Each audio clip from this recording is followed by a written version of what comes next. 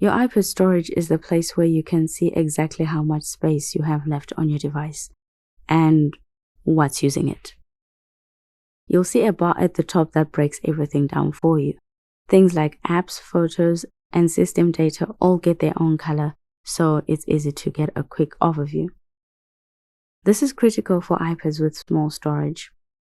Sometimes when your iPad starts slowing down, it's a sign to delete some things to get it running smoothly again. Right below that, you'll find recommendations. These are suggestions from your iPad that can help you free up space. You might see suggestions to offload unused apps or review large attachments. Photos and videos often take the most storage, so let's start there.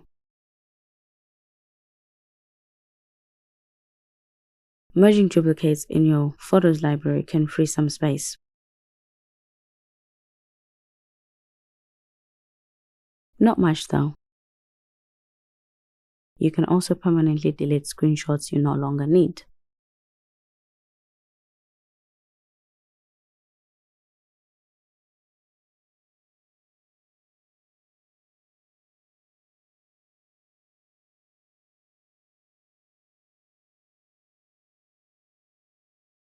Videos will definitely free the most space for you.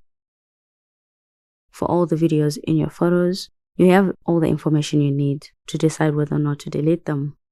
That is their duration, size, and you can even play them first to be sure.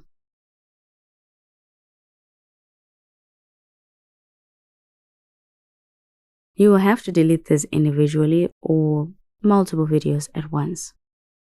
But note that anything you delete from this end will be permanently removed from your iPad.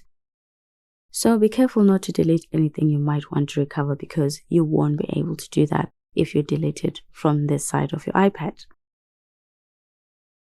You also get a list of your apps sorted by how much space they are using. You can sort them according to name and the date when they were last used, but for storage management, those might not be very useful unless you're targeting a specific app. Some apps show you a breakdown of their storage, the app itself plus the documents and data it's storing.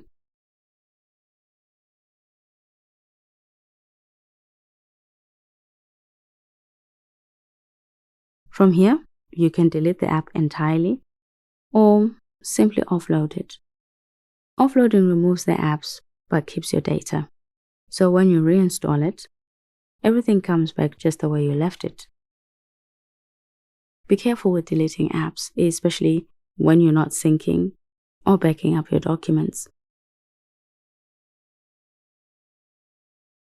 For those apps that show you a detailed file breakdown of your documents, you'll be able to delete those you no longer need.